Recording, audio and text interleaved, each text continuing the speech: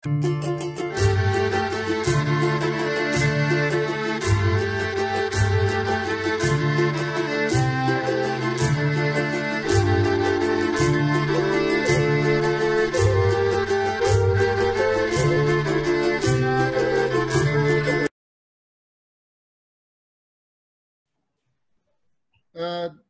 كابقو دسها دي وازم كيكلبس دي نبزو دسها نو با علماتوز حاجه ديس دي نبزو ليش تاوا جي صورق زما مو دي غور دشي دي غور زغكو تام يغوس وراس ابزكو بونجيكو هاي ابخو انطاليا يلم قواجم ششوا زبزلكو دي حاجه يزر تركم فرانسيز بزكا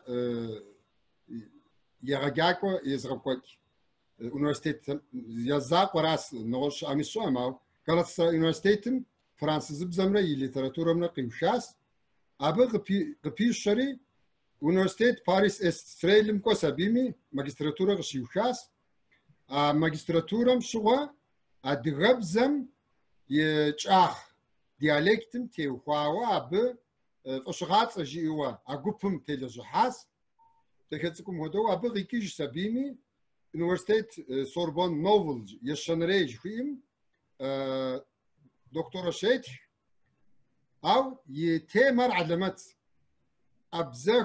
abzeh diyalektim Antalya yazır qışalqa qajım qışapsıl abzeh bzara doktora tretşikir mübset qikir da adigabzar dara diqami abz da tahsabimi ab qışıpsıl şikar diyalektim Yes diyalektim uş haşik yuratak nağız gorez forma qiştawra dubsatawa qot. Saten papşaka. Mazanem okum doktora işinu xetsaw. Mbe Erciyes Üniversitetim adigabza qudamam yagaqwa profesör Yuan Zawali uzuneyla qışapsıl. Qaberde diyalektim nağız gorow praju ab tewxawr anqat yitxa. Saten kes asqonsi No بدي حصر يخجى حصر ثابس kapıdoşur seyde. Bugünkü konuğumuz Abzeh Gojeniko sülalesinden Mezani konuk. Mezani Galatasaray Üniversitesi Fransız Dili ve Edebiyatı mezunu. Lisansının arkasından Üniversite Paris Estrete'de burslu olarak çift diploma aldı. Hem Galatasaray Üniversitesi'nin hem de Paris'teki üniversitenin diplomasını aldı. Ve yüksek lisans tezi Adige Dili Batı diyaleklerinde isim grubuydu. Dil bilim anlamında önemli çalışmalardan birisi bu. Halen Üniversite Sorbonne Nouvelle'de doktora programına devam ediyor. Doktora tezi ise Yereme köyünde konuşulan Abzek diyalektinin grameri üzerine. Hoş geldin Mezani. Hoş buldum. Bugün ilk sorularını ben sormak istiyorum sana uygunsa. İlk sorum biraz aslında Fransa ile de ilgili. Fransa dünyadaki en sömürgeci devletlerden birisi. Coğrafi keşiflerden sonra pek çok toprağı işgal ettiği için kendi dilini de oralara götürerek aslında dilsel sömürüyü de gerçekleştiren ülkelerden birisi. Böyle bir ülkede sömürgeye maruz kalmış ırkların ve dil emperyalizme uğramış bir halkın dilini çalışmak nasıl karşılandı? Ve aynı zamanda Fransa'da kaybolmakta olan dillerin çalışılmasıyla ilgili ne tür tepkiler var? Buna açıklar mı? Buna izin veriyorlar mı? Yani şöyle diyebilirim aslında. Fransa'da sadece Fransa özelinde değil Avrupa'da ve Amerika'da birçok ülkede böyle dil bilimsel çalışmalar yapılıyor. Birçok azınlık ülkelerinin ya da azınlık halkların dilleri ya da yok olmakta olan diller üzerine çok fazla çalışma var. Zaten dil bilim Ferdinand de Saussure'ün Collège de France'da verdiği dil bilim dersleriyle birlikte Fransa'da kurulan bir ekol aslında. O yüzden Fransızların da çok sahiplendiği bir ekol, bir bilim dalıdır dil bilimde. Ama söylemek çok doğru olmaz. Yani emperyalizmin tam karşılığı yok aslında burada insanlarda. Evet, kolonyalizmin var, işte kapitalizmin falan var ama emperyalizm ve anti-emperyalizm deyince bizim kafamızdaki algıyla onların kafasındaki algı aynı değil. Onlar emperyalizmden direkt Amerikan emperyalizmini anlıyorlar mesela. Yani kendilerinin kolonyal bir geçmişinin olduğunun farkındalar. Fakat şöyle, evet hata yaptık diyorlar ama yani bu hatanın bu kadar zararın bir tazmini olmalı noktasına gelmiş durumda değiller. O yüzden onların yaptıkları genelde evet bu ülkede işte sömürüler oldu, Fransa'nın eski kolonisiydi vesaire gibi yaklaşımları oluyor. Ama ben bunun biraz da şey olduğunu düşünüyorum. Yani e, emperyalizmin bir uzantısı aslında. Bu da sonuçlardan biri. Yani bir ülkeyi sömürüyorsunuz, maddi kaynaklarını sömürüyorsunuz, insanlarını köleleştiriyorsunuz, dilini yok ediyorsunuz ve sonrasında kendinize bilimsel bir alan açıyorsunuz ve o insanların dilini çalışıyorsunuz. Ve diyorsunuz ki ben dünya kültür mirasına katkıda bulunuyorum. Yani bu biraz ikiyüzlü bir şey aslında. Ama bundan çok bahsedilmiyor genel olarak. Yani Yeni Kaledonya'da Fransızca konuşuyor insanlar. Halkların dilleri var, yerel dilleri var. Belki o yerel dillerde okullar da var ama o ülkelerin ana yani eğitim dilleri Fransızca. Buradan giden Fransız bir dil bilimci e, aslında sömürgeci olarak gidiyor oraya. O ülkeden biri olarak gidiyor, bir dil bilimci olarak gidiyor. Beyaz bir Fransız. Siyahi insanların dillerini çalışmaya gidiyor ama onlar da Fransızca konuşuyor. Yani bu bana çok tuhaf geliyor açıkçası ama yani ben sanmıyorum ki Avrupalılarda böyle bir suçluluk şeyi olsun, öyle bir duyguyla hareket ettiklerini düşünmüyorum açıkçası.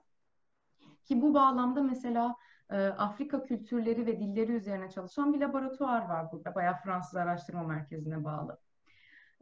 Bunun haricinde benimle ilgili bir durumda da hiç o hani sömürüye uğramış halk gibi bir şey yok. Yani tarihin akışında böyle bir olay olmuş. Evet siz şu an diasporada daha fazla mevcudiyet gösteriyorsunuz. Bu dil yok olacak. Bizim bu dili kayıt altına almamız lazım gibi bir tavır var. Yani aslında tavırları genel olarak bilim ayrıdır, politika ayrıdır. Politikayla bilimi birbirine karıştırmayalım gibi bir akademik duruşları var. Ya buna çok katılmıyorum. Yani çünkü yaptığımız her hareket aslında politiktir. Apolitik olma kararımız bile politik sonuçlar doğurur aslında. Ama yani akademisyen olarak birazcık böyle geride kalıp biz sadece o dilleri analiz edelim. İşte yok olmakta olan bir dili kayıt altına alalım. Yok olmakta olan bir dili kurtaralım gibi bir çaba da yok. Sadece kayıt altına alalım gibi bir çaba var üstelik. Benim özelimde de belki birkaç eleştiri geliyorsa da o eleştiriler tamamen işte Rusya'ya karşı durmaktan kaynaklı bir eleştiri. Aslında haklı olanın yanında olmaktan değil. Anladım. Çok teşekkür ediyorum. Peki sen de hani Fransız Dili Edebiyatı mezunu birisi olarak kendi ana dilin üzerinde çalışma fikrin nasıl oluştu? Neden bunu tercih ettin ve bunun kültürel katkılarının ne olmasını umut ediyorsun? Yani bu aslında bende çok geç oluştu. Ben lisedeyken İngilizce okumuştum ve yabancı dil sınavına girmiştim ve motivasyonum şuydu aslında. Yani artık herkes İngilizce biliyor. Benim İngilizce bilmemin hiçbir katkısı yok. Benim yapmam gereken şey kendi iş bulmam açısından yabancı başka bir dil daha öğrenmek. Bu bağlamda Galatasaray'ı seçtim çünkü bizim Galatasaray'daki ikinci yabancı dilimiz de İspanyolcaydı. Ve ben böylece işte hani şirketlerde daha kolay iş bulabilirim falan diye düşünüyordum. Ama son yılda böyle bir şey Georges Dumézil'in Ubuhça üzerine çalışmalarıyla tanıştım aslında. Ve şunu fark ettim. Yani ben Adigece bilmiyorum ama Adigece bilmeden de Adigece üzerine çalışma yapabilirim o zaman. Ben bir dil bilimciyim. Yani bir Avrupalı'nın gelip benim dilimi çalışmasını neden bekleyeyim ki bunu ben de yapabilirim demiştim. Bizim o dönemde hani dil bilim dersimize giren hocamızın ki kendisi de aynı zamanda dekandı zaten fakültenin dekanıydı. Annesi de Kabardey hocamızın. Onunla konuştum. O da bana şey demişti. Yani master'da senin dil bilim tezini yönetebilecek yetkinlikte bir hoca yok burada. Çünkü Türkiye'de uygulamalı dil bilim yapılmıyor fazla. Biraz daha teorik dil bilim yapılıyor. Ama dedi aynı Dumezil'in yaptığı gibi nartlar üzerine çalışabilirsin. Sonra doktoraya biz seni Fransa'ya göndeririz. Tezini de gramer üzerine yapabilirsin böylece dedi. Ama bu benim içime çok sinmemişti açıkçası. Tamam hani nartlar üzerine çalışmayı da çok isterim, öğrenmeyi çok isterim ama ben direkt yani dilin kendisini çalışmak istiyordum. Ben master'a başladığımda da Fransa'dan bir tane dil bilim hocası geldi Galatasaray'a ve dil bilim dersinin sonunda işte Sınav yapmak yerine bizden sunum istedi ve ben sunumu Çerkesçe üzerine yapmak istedim. Çerkesçe üzerine bir sunum yaptım. Orada hoca bayağı teşvik etmişti beni, işte Monsieur Pitavi kendisi. Dedi ki yani bu master tezini de yapabilirsin aslında dilin üzerine. Seni sadece bunun için çift diploma programı dahilinde, zaten anlaşmamız var, Fransa'ya gönderebiliriz. İşte anlaşmaları yaparız gerekli yerlerle. Senin tezini yönetecek bir hoca bulabiliriz orada diye. Sağ olsun çok uğraştı ve şu anki tez danışmanlarımdan biriyle o sırada tanıştım ben. Kendisi Çeçence üzerine çalışıyor ve o da hani yardım edeceğini, hani direkt hocam olamayacağını ama yardım edebileceğini söylemişti. O sayede ben Adige işte Batı diyalekleri üzerine çalışmaya başladım. İsim grubuyla çalıştım. Yani doktorayı o dönemde bile hayal etmiyordum aslında. Yani master'ı yapar büyük ihtimalle geri dönerim diye düşünüyordum ama tesadüfen doktoraya da kabul aldım ve bu şekilde çalışmalarımı yürütme fırsatı elde ettim açıkçası. Bunun kültüre katkısı da şöyle olabilir. Yani benim yaptığım çalışmaların hepsi akademik çalışmalar aslında. Yani hiç kimse benim yazdığım tezi veya makaleyi alıp işte ben Abzak diyalektini öğreneceğim diyemez. Yani çünkü egzersizler bile yok kitapta. Sadece teorik olarak işte farklı terminolojilerin kullanıldığı, dilin yapısını anlatan bir kitap, yani başka da bir şey değil. Hani hiçbir şey yok. Dil öğretimi olarak, bir metot olarak kullanılamaz aslında. Ama bunun şöyle katkıları olabilir. Yani ben bu tezi tek başıma yazmıyorum. Çünkü Adigece konuşamıyorum zaten.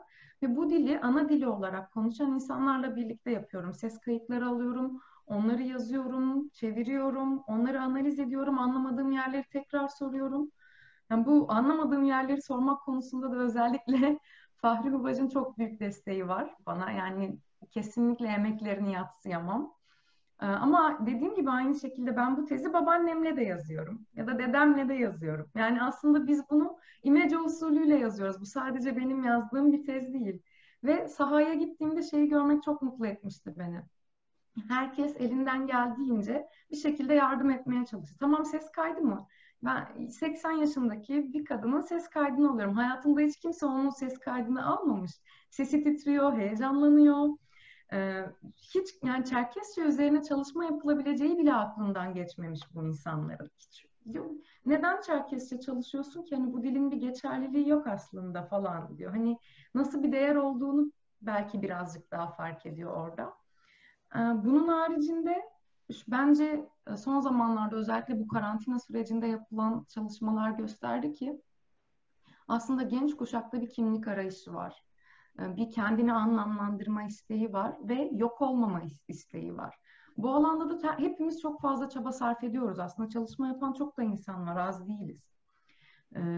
Ve hep birlikte belki şey gibi olabilir, biraz romantik olacak belki ama biraz küllerimizden doğuyor gibiyiz yani. Ben böyle hissettim açıkçası. Çünkü hep birlikte bir şey oluşturmaya çalışıyoruz. Hep birlikte hem akademide oluşturmaya çalışıyoruz. Hem işte daha folklorik anlamda şeyler de yapmaya çalışıyoruz. Ve bu bence bizim aramızdaki o bağı da kuvvetlendiriyor. Yani Amerika'daki biriyle de iletişim kuruyorum ben şu an. Ben şu an Fransa'dayım ve Türkiye ile bağlantıya geçiyorum. Çalışmalarımı Kafkasya'daki biriyle de paylaşabiliyorum ve bu bizim aramızdaki bağı bence oldukça kuvvetlendiriyor. Kültürel anlamda bizi yeniden doğuruyor diyebilirim aslında. Çok teşekkür ederim Mezani. Aslında vurguladığın kavramlardan birkaçını geçen haftalarda Zeval Hoca da söyledi. Hani Çerkezce'nin geçerliliğini yitirdiği fikri bizden önceki kuşaklarda var ve belki de öğretmeme sebepleri arasında bu vardı ama senin de dediğin gibi küllerinden yeniden doğmak isteyen genç bir nesil var ve bunlar güzel bir akademik kadro olarak geliyorlar. Umarım devamı gelir ve tanınan ve ihtiyaç duyulan bir dil haline dönüşür Aliyaze. Umarım. Şimdi sen dil bilim alanında uzmanlaştın. Hem yüksek lisansın öyle hem de doktoran öyle devam ediyor. Genelde Adige dilinin ve özelde de Altek diyalektinin söz varlığı hakkında ne söyleyebilirsin? Yani bunu açmak gerekirse zenginliği, seni şaşırtan yanları, doğayı algılayış biçimleri. Çünkü bir dili anlamak, onun içine girmek çok başka bir şey. Sen onun ruhunu anlıyorsun şu an. Hani sözcüklerin oluşumunu incelediğin için. Doğayla bağlantısı nasıl, fonetiği nasıl, sözcük seçimleri nasıl, büyüklüğü nasıl? Yani Aslında şöyle diyebiliriz. Adigece ekstremde kalan ekstrem çizgide kalan bir dil. Yani çok fazla sessiz var, sessiz sesler var. Çok az da sesli sesler var. Bunları harf olarak tanımlamayı doğru bulmuyorum, o yüzden ses diyorum. E, Ama bunlar da her diyalekte farklı özellikler gösterebiliyor. Ve standart Adigece'de yanılmıyorsam 54 tane sessiz, 3 tane sesli var. Batı diyalektinden bahsediyorum. Bu çok uç bir örnek aslında. Dünyadaki çok az dilde bu var. Ubıhça'da 82'ye 2 gibiydi bu fark sanırım, yanlış hatırlamıyorsam. Ve Kafkas dillerinin böyle bir özelliği var aslında. Çok fazla sessiz, çok az sesli. Ve insanlar genelde hep şey diyor, nasıl üç tane sesli canım, olur mu öyle şey? Mümkün değil. Yani tabii ki de varyantları var. Mesela U gibi sesler duyuyoruz, O gibi sesler duyuyoruz. Ama bunlar bizim yani tam O dediğimiz sesler değil, U dediğimiz sesler değil. Sadece iki tane yarı sesli dediğimiz sesler var. O yarı seslilerin seslilerle kombinasyonu sonucu oluşan çıkan sesler. Yani o aslında o yarı sesli dediğim U sesinin kullanılması arkadan gelen o Ö sesini değiştirip U yapıyor. Arkadan gelen E sesini değiştirip O benzeri bir sese dönüştürüyor. Ve bunları biraz da olarak teknik açıdan bakarsak anlam değişikliğine sebep oluyorsa biz onu ayrı bir ses olarak kabul ediyoruz. Duyduğumuz her sesi bir ses olarak kabul etmiyoruz. Bu bağlamda da diyalekler aslında birbirlerinden farklılıklar gösteriyorlar. Şöyle diyebilirim. Yani Çemgui diyalektinde 55 tane sessiz var. Hepsinde 3 tane sesli var. O konuda mutabığız. Abzeh diyalektinde 56 tane sessiz var. Bjedu'da 65 tane ve Şapsı'da 61 tane var. Batı diyaleklerine baktığımızda Kabardey diyalektinde 47 tane sessiz buluyoruz. Besleney diyalektinde de 52 ya da 53 olabilir. Tam hatırlamıyorum onu. Ama yani en az sessiz harf Kabardey diyalektinde, ama onda da çok fazla, 47. 47'ye 3 yine çok uçlarda kalıyor. Ve diyalekler özelinde bakarsak yani aradaki farklar gerçekten sessel bazda farklar. Yani Kabardey diyalektinde K diyorsa biz onu Ç diye söylüyoruz Abzeh diyalektinde. Ya da işte Şapsı diyalektinde G diye söylüyoruz. Hani böyle ses değişiklikleri var. Ve aslında bu diyalekler birbirlerini anlayabiliyorlar. Ya belki Kabardey diyalektini, Abzeh diyalektini konuşan biri duyduğunda ben onu anlamıyorum diyebiliyor. Ama aslında biraz dikkat etse anlayacak. Birazcık içinde maruz kalsa o bile, ha bu buna karşılık geliyor diye anlayacak, bir yerden sonra oturacak. Bunun haricinde mesela benim en çok dikkatimi çeken şey Batı diyaleklerinde olumsuzluk eki bir son ek olan ep, ama Doğu diyalektinde muhakkak bir tanesi değişti de böyle oldu. Bunlar aynı dile aitler sonuçta. Ama Batı diyaleklerini incelediğimde bir tane olumsuzluk ön eki daha var, M. Ve bu büyük ihtimalle o Kabardey diyalektindeki M'ye de referans eden bir yerde. Hani bunun üzerine diakronik bir araştırma yapmadım ama aklıma ilk gelen şey bu olmuştu. Yani bu dillerin birbirleriyle farkının olmadığı çok bariz ortada aslında. Belki birkaç diyalekte eklerin yer değiştirmesi anlamlarda küçük değişikliklere sebep olabiliyor. Ama genel olarak yani aynı dil demekte hiç tereddüt etmiyoruz biz bu diyalekler söz konusu olduğunda. Düşünsel dünyaya baktığımız zaman yani diller içlerinde bulundukları coğrafyadan çok etkileniyorlar. O coğrafyadan çok fazla şekilleniyorlar. Ve bence yani Russo'nun bir teorisiydi bu. İşte kuzey dilleri biraz daha serttir, sert sesliler içerir. İşte çünkü doğal şartları gereği kuzeyde hayat daha zordur, daha soğuktur, iklim kötüdür. Ve insanlar o iklimin gereğince sert bir yapıya sahip olurlar ve bu da onların dillerine yansır. Tam tersi güneyde de, sıcak iklimlerde de daha melodik diller, daha müzik tarzında diller bulunur gibi bir teorisi vardı. Yani bu ne kadar uygulanabilir bilmiyorum ama Bence bu seslerin farklılığı biraz bununla alakalı aslında. Yani içinde yaşadığımız doğayla e, çok alakalı. Hani dağlık bir bölgede yaşıyorsunuz ve bu sizin sesle olan şeyinizi, irtibatınızı muhakkak etkileyecektir. Ve şey benim çok o dikkatimi çekmişti mesela. Kalp sözcüğü çok fazla nasıl diyeyim, e, böyle idiomatik şeyler, ifadeler oluşturabiliyor. Birleşik sözcükler oluşturabiliyor. İşte kalpten olması bir şeyin, bir eylemin kalpten yapılıyor olması ona başka bir anlam ifade edebiliyor. Veya kalbe doğru yapılmış gibi olması ondaki başka bir duygulanımı açığa çıkarıyor aslında. İşte kalbine girdi gibi bir ifade var ve hoşuna gitmek anlamında kullanılıyor. Bu benim çok hoşuma gitmişti ilk duyduğumda.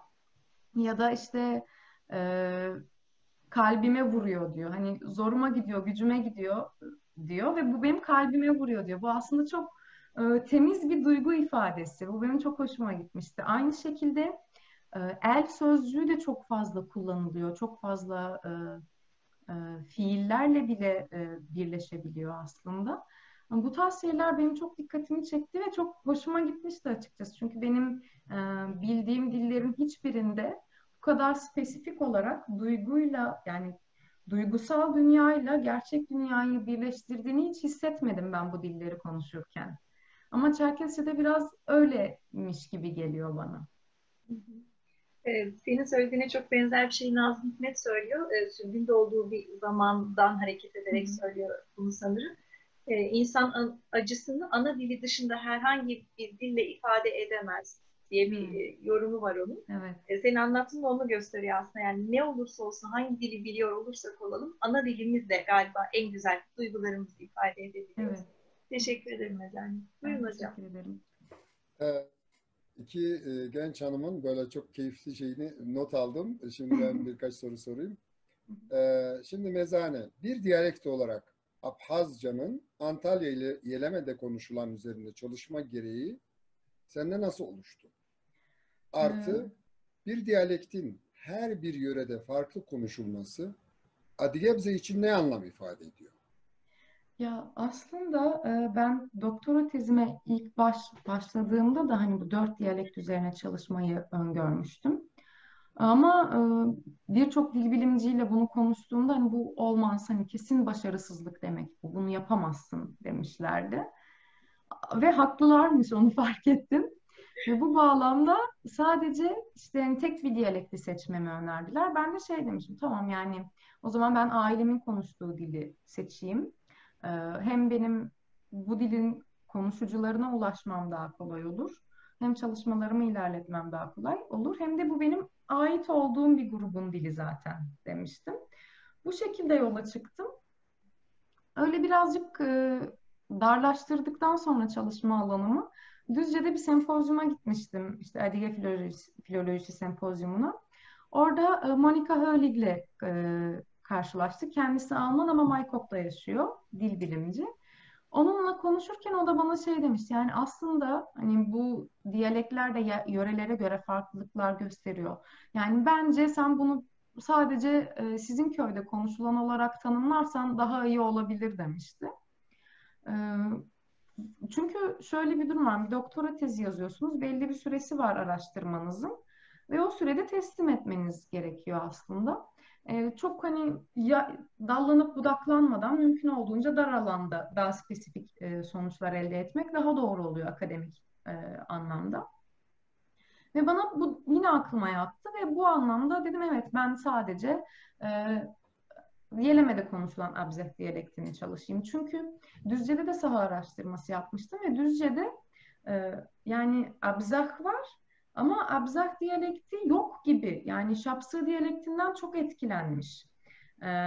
Ve evet anlıyorlar aslında. Hani babama o ses kaydını dinlettiğimde babam anlıyor ne dediğini. Ama evet diyor biz bunu böyle söylemiyoruz diyor mesela. Ya da işte ben dedeme başka bir şey soruyorum. Bu ne demek diye soruyorum. Biz onu öyle söylemeyiz diyor. Yani çok doğal tepkiler geliyor bu şekilde. Ve o anda aslında fark ettim evet gerçekten biraz daha yerelde kalmak durumunda bu tarz çalışmalar. Bunu Adigabze genelinde düşünürsek aslında bu biraz da böyle dillerin doğal oluşum süreçleriyle alakalı. Yani biz Kafkasya'da farklı bir dil yapısı bulabiliriz. Bu çok normal. Ve Orta Doğu'da başka halkların arasına yerleştirilmiş gruplarda dilin evriminin çok farklı olması da aslında çok olağan bir şey. Biz bunu çok normal karşılıyoruz. Çünkü dil bulunduğu coğrafyadan çok fazla etkileniyor. Yan köyde konuşulan dilden çok fazla etkileniyor. Ve diğer bir faktör de yani biz sürgün döneminde yerleştirilirken hiç kimse bizim hangi boya ait olduğumuzu dikkate alarak yerleştirmedi. Bizi gemiden indirdi. Yani balık koyar gibi kasa kasa bir yerlere yerleştirdi aslında. Hani sizin aidiyetinizle ilgili hiçbir şeye özen gösterilmedi. Bir köyde hem Hatkoy bulabiliyorsunuz, hem Kabardey bulabiliyorsunuz, hem Şapsı bulabiliyorsunuz. Bu insanlar nasıl anlaşacaklar? Muhakkak birbirlerinden kelimeler ödünç alarak, vererek başka bir dil oluşturacaklar aslında. Başka bir yöne evrilecek dil. Ona biz başka bir dil demesek de. Bizim köyde mesela Abzak yoğunluklu bir köy. Birkaç tane Kabardey aile var ve birkaç tane de işte Şapsı aile var. Genel olarak büyük yani ama Kabardeyce konuşan hiç kimse yok bizim köyde. Artık konuşmuyorlar çünkü herkes Abzak diyalektini konuşuyor. Ya da işte ne bileyim uzun yaylada konuşulan Kabardey diyalektiyle muhakkak Kabardey-Balkar'da konuşulan diyalekt farklılıklar gösterecektir. Hiçbir şey yapmadıysak Türkçeden kelime aldık biz. Yani bizim ana dilimizde olmayan kelimeleri özellikle son dönemlerde dünya çok büyük bir değişime uğradı ve çok fazla kelimeler, Türkçe olmayan bile kelimeleri aldık yabancı dillerden. Bu durumda dillerin tabii ki de bu başka dillerle ve diyaleklerle ilişkilerinden kaynaklı erozyona uğramak da denilebilir ama ben bunu çok erozyona uğramak olarak da değerlendirmeyi doğru bulmuyorum. Çünkü dilin gelişimi bu şekilde oluyor zaten. Dil bulunduğu ortama göre farklılıklar gösteriyor.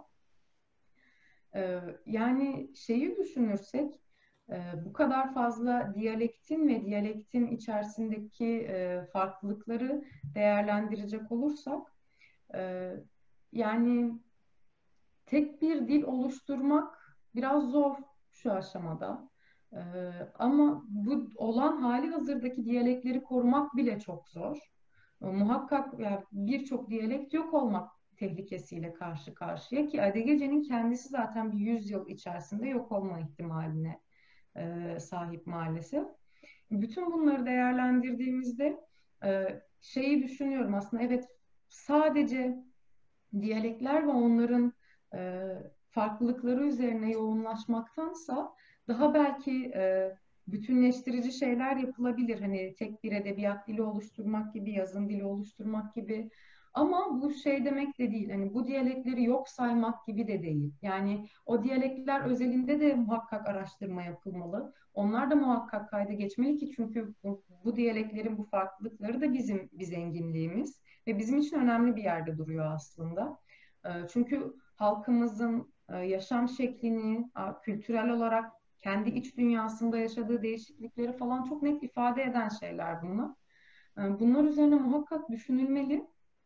Ama şey tabii ki de hani standart bir dil gerekliliği de göz ardı edilmemeli bu bağlamda. Sağ olun Özane. Ben bir sonraki soruyu da sormama gerek kalmadı. Onu da cevaplamış oldun. Çok da güzel oldu. Ben o zaman son bir soru sorayım. Türkiye'deki Adıyamanca öğretimini nasıl değerlendiriyorsunuz? Yani bir geleceği var mı? Ya da ne gibi bir olumlu, olumsuz böyle bir sizin hakim olabildiğiniz ya da sizin gözlemleyebildiğiniz Adıyamanca diasporadaki ya da Şeşes'teki Adıyamanca öğretimiyle ilgili neler söyleyelim? Ya ben aslında derneklerin dil kurslarına falan gittim. Hani öğrenmeye çalıştım. Ama biz dürüst olmak gerekirse bu konuda başarısızız. Yani başarısız olmamızın sebebini tamamen şey diyemeyiz. İşte hocalarımız öğretemiyor veya öğrencilerimiz öğrenmeye hevesli değil gibi şeylere indirgemek doğru olmaz. Yani bizim çok temel bir sorunumuz var. Bizim 2 tane diyalektimiz var. Bu 2 de diyalekten birini seçip ona göre eğitim vermeye çalışıyoruz ve bizim bu 2 de diyalekti öğretmek için elimizde materyalimiz de yok. Yani en büyük sıkıntımız bu. Hoca için de çok zor bu. Materyal yok ve öğretmeye çalışıyor. Gerçekten çok zor. Bunu yaşadım aslında. Biraz oradan da biliyorum. Öğrenci açısından da çok zor. Tekrar edebileceği hiçbir şey yok elinde. Haftada işte 2 saat bir derse gidiyor. Orada ne kadar artık Çerkesçe ile haşır neşir olduysa o kadar haşır neşir oluyor. Sonra kendi dünyasına, diasporadaki dünyasına geri dönüyor. Ve geri dönüp egzersiz yapabileceği materyal yok aslında. Yani gerçekten hiçbir şey yok. Sadece belki sözlük açıp biraz kelime ezberleyebilir, o kadar. Bir de Çerkesçe çok zengin bir dil. Özellikle fiil grubu çok karmaşık. Yani bunun üzerine gerçekten egzersizler de hazırlanmalı ve o eklerin yerlerini falan belirten çok net egzersizler olmalı. Ben gramerin çok önemli olduğunu düşünüyorum dil öğretiminde. Bir bel kemiği oluşturduğunu düşünüyorum ve bizim gramer öğretecek metot kitaplarımızın olmaması bizim dili öğrenmemize çok fazla ket vuruyor zaten. Çünkü bu dili öğrenmeye çalışanların birçoğu işte artık ana dil olarak öğrenmeyen, metodolojik sistemlerle öğrenecek yaşa gelmiş insanlar. Ve bu insanların en temel ihtiyacı da o metodoloji kitapları. Yani sizin bir hem gramer kitabına ihtiyacınız var, hem flashkart dediğimiz kelime öğretecek o resimlerin olduğu küçük kartlara ihtiyacınız var ki derste sürekli aktif bir şekilde bunu öğretebilirsiniz. Ya da atıyorum farklı seviyelerde, dil seviyelerinde okuma yapabileceğiniz materyallere ve onu okuma yapacağınız tekstin sorularının olduğu kaynaklara ihtiyacınız var. Bunun haricinde seviyelere göre ayrılmış dinleme kayıtlarına ihtiyacınız var. Onların sorularına ihtiyacınız var. Bunlar çok ciddi çalışmalar. Ve bizim en büyük eksiğimiz de bu materyal aslında.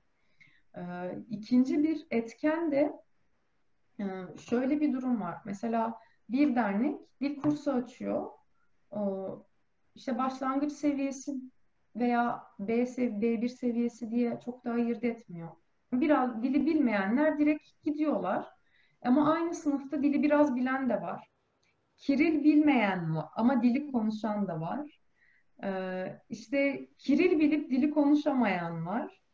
60 yaşında biri var, 19 yaşında biri var.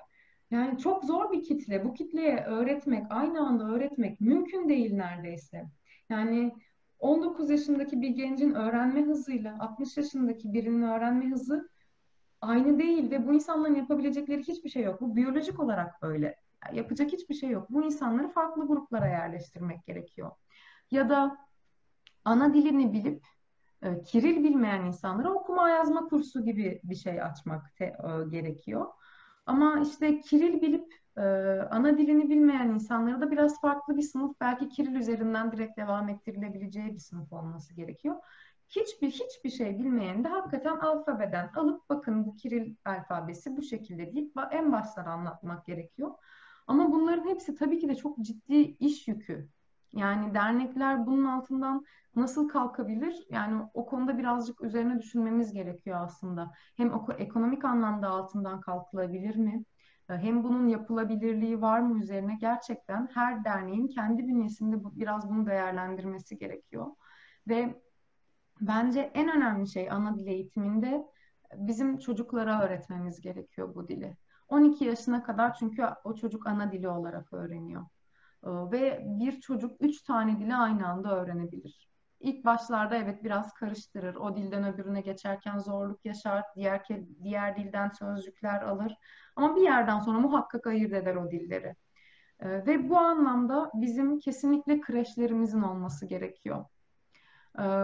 Bu kreşlerde yani çocuklara bir şey öğretmek için ekstra çaba sarf etmemize hiç gerek yok. Sadece onlarla oturup oynamamız, onlarla adı gece konuşmamız onların dili öğrenmesi için çok yeterli. Çünkü bizden daha hızlı öğreniyorlar aslında. Ve ilkokul çağındaki o kritik dönemde artık sonlarına doğru gelen dönemde evet çocuklar okula gidiyorlar, Türkçe ile haşır neşirler, Türkçe yazıyorlar ve farklı zorluklar yaşıyorlar okulda. Ama en azından hafta sonu derneğe gittiklerinde o çocuklarla Çerkesçe konuşacak, bütün günü Çerkesçe konuşarak geçirebilecekleri bir ortam oluşturmamız gerekiyor bizim. Ki o çocuklar artık o dilin içerisinde yoğrulabilsinler. Yani ve ben bunun çok elzem olduğunu düşünüyorum. Biz zamanında bunu yapabilseydik, ya ben küçükken mesela dernekte böyle bir şey yapılabilseydi çok güzel olurdu. Yani politik şartlar da etkiledi tabii bunların yapılmamasını. Yani derneğin tabelasının da yazan ismin bile farklı olması yani birçok etkinliğin yapılmasını engelliyor tabii ki de. Ve bu anlamda gerçekten yoğunlaşmamız gereken grubun o 0-12 yaş grubu olduğunu düşünüyorum. Mezaneciğim çok teşekkür ederim. Dil öğretimiyle ilgili söylediklerinize ben tamamen katılıyorum. Ve bu programı izleyecek kişilerin ve birazdan inşallah fazla kaçırmadan Çerkezce'ye çeviririm. Kökten de dinleyecek insanların ya da Türkçesi de az olan Türkiye'de bulunan kıymetli akademisyenlerimizin de dinleyeceği, yararlanacağı çok güzel şeyler açıkladın. Ama şu bir umut ki siz bunu Rabbim güzel bir ömür versin 70 yaşında söylemiyorsunuz. Yani 20'li yaşlarda söylüyorsunuz ki bu bizim için çok umut verici. Yani sizin arkanızdan gelecek neslin şunu düşünmesi lazım. Yani biz Mezane Konuk gibi bir akademisyen de olabiliriz. Kendi dilimizi de çalışabiliriz. Ve kendi toplumumuza da bir bağlamda öz aidiyet şemsiyesi altında yardımcı olabiliriz fikrini veriyorsun ki bu çok önemli. Gerçekten inşallah bütün planın gerçekleşir ve bize doktora tezini tamamlamış olarak sağ salim dönersin. Peki sitlep kovdu şaha. Mezane bize anagam yukurkup samşuş. Zdumazil sitkodami, Jonkalarusos sitkodami.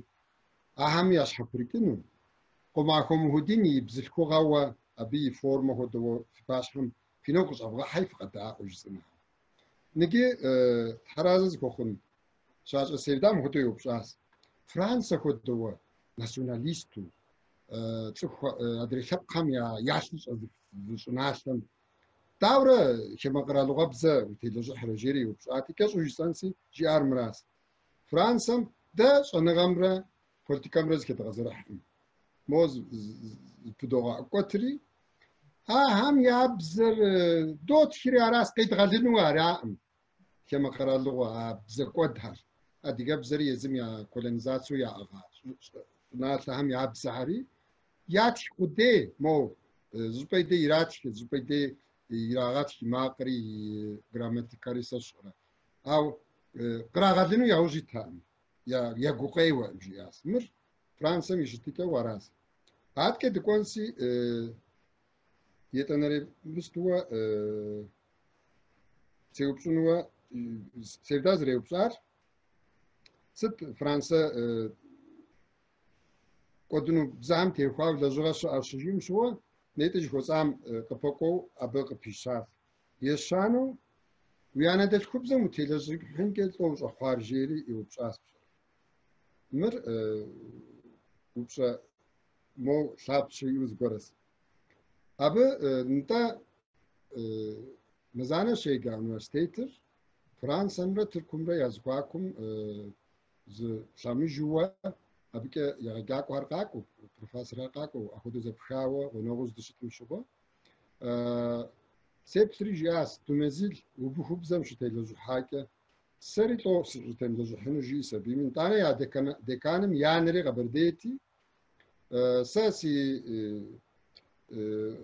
magistratura tezir adigabzam tevhav stinu sukhes jiu shubada hamshwa da adigabzam sashu abag povunu akademik di mau Fransa mukwansi mis dumazili telezuha sabusha adigabzam telezuha wa tlanaguitim ke friki wa tlanaguitim ke yados diplom kada phisi sabim abke squash ya tehetskum hodo slajono kus azas shiri atke bishas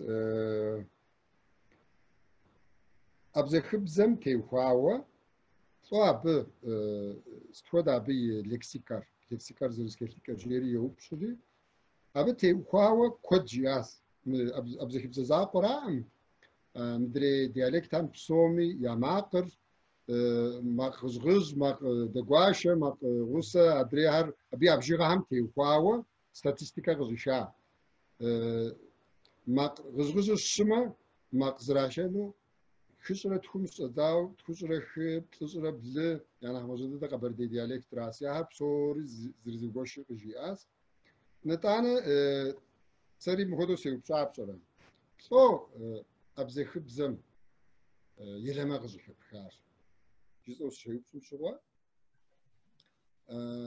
نجي جاس دكتورة تيزم يا بزك ديالكت بسومس تلزحون سوخي تاو نتانا هو ينشخو بواو قابشتما تقوغ ويحنس أدياب زم دتخينز ديالكترز دكتورة تيز بجانا بشوكر وبصور زكوب حسم إيفو ويحنس تانا زر كيك شارع زر كيسكاس أبذكر كيسكاي وزمي دوزجة سكاريا ما قتريز غشاهم حجرة سينشكم سيدشكم سيادم يزغداؤم أرسلي غزقروا ساودا هدو جدا مجا أو زرز حشكر غزرز قروهم هدو تزغش عالواقواجم شزراحة أبزي خبزر قصفتن شسري أبي يوسي حاسياس نتانا مونيكا كورلينج كان جوز مأما نتا أبس خوزري جياس أبي نخري ستريغ بشواس جياس أدي قبزم تيوخاوة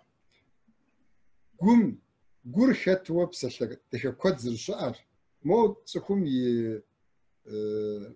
قوقاكي مرة شبسو دونيمرة زبشين بسلك كودر قوكا أكا أهرشت وتقز راش حرف سلاور إيه أفوز فغزغونس صوب جياس نتانا وسمنم أديار وسمن جناتهم شريعة تصحم شغوا ز مست أبخان تز تريك حم هدو تتخينا ديالكترا يمبسو مهم ياب زي أورش بزرقش دستخن سكيز قطان مجوا أب جزاقة زري محوا أبزكري شاب صغري قبرديري جمركوري زقاجم دي غطس حري نتا هر زمزم زبسات لورا هر زغروانن بابشكا يزيد ديالكتر كوري أدريم ديغواس س يلما بساتم بابشكا أبزختس شي قبردي ونويشتس شي قبردي أصلاً مش قبردي بس خاصواس قبردي بزم ينخبو بدري بزهر يعطيكو سوق ستينتي أبزخم مستخوا يسابزم غزنا وزكاس أبعد ك أديجاب زي غاجينم تيوخاوا يق دشم هدو سابو صار وتقول الحاس يا بزك جير مراس مزانا أديجاب زي غاجينم ك دي ماتيريال نهار أدخل أرجعين كويسشي أديجاب زي زغش أنم غدا حكر شاسهم فجأة نمشون ك بصوري خاصم ياش قاسر جدو أراو أبا هم يا مالز دناس جبس يا قاروز دناس جبس أب دكتوركم بدو ماتريال نهار ديو ماتريال نهامي نوب تكنولوجيا قزريحو ماقهر تيب سهر صورت هر بصوري فيديو هاش أتجو نتانا تا نخري بدا يغبدو جي ار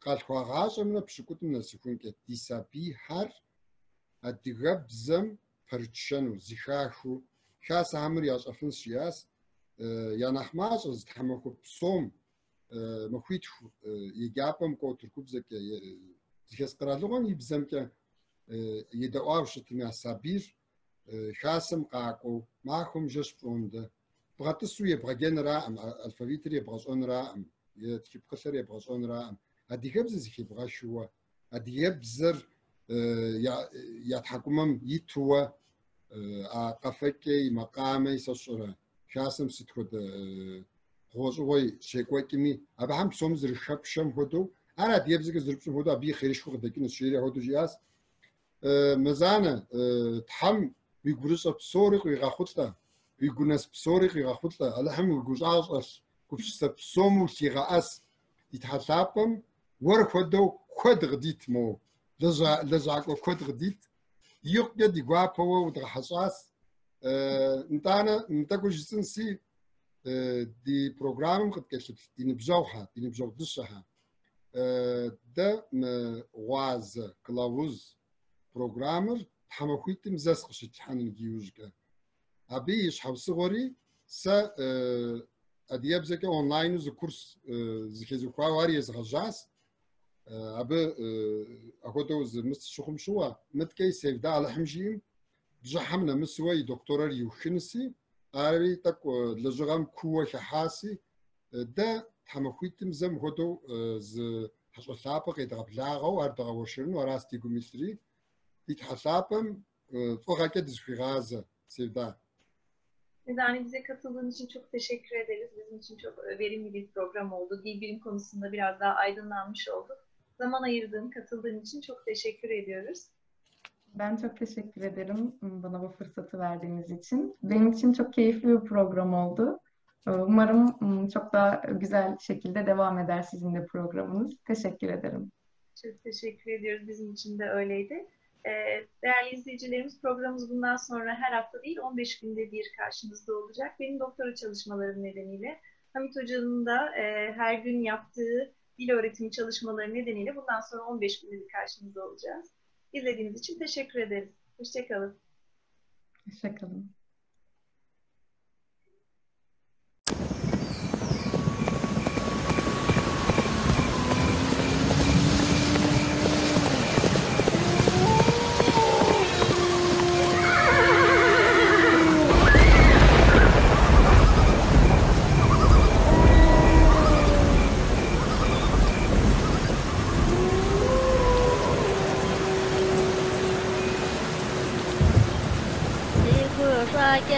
das hante aye da khaw hada shume da wujun goshya wa da khaw haja odam wis hajente aye da khaw wa ma aye wu chajin ya wa da khaw